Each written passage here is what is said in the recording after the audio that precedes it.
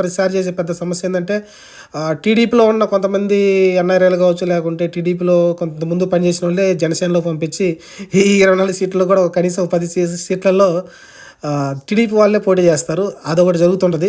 మరి అది జరగకుండా ఖచ్చితంగా ప్యూర్ జనసేన వాళ్ళు ఉండేటట్టు చూసుకోవాలి. ఎందుకంటే రేపొద్దున అలయన్స్ వచ్చిందనుకోండి, రేపొద్దున ఈ ఏదైతే టీడీపీ ఉందో వాళ్ళు ఒక 70 సీట్లు గెలిచి కొన్ని సీట్లు అయితే తక్కువ అవుతాయో, 10 సీట్లు 15 సీట్లు తక్కువ అవుతాయో, అది జనసేన గెలుచుకోగలిగిందంటే ఆ సీట్లలో రేపు టక్కన జనసేనని విడిపోయి అటు పోకుండా జనసేన కొంచెం గట్టిగా నిలబడి ఫైట్ చేసే విధంగా ఉండాలి టీడీపీ సైడ్ అయితే.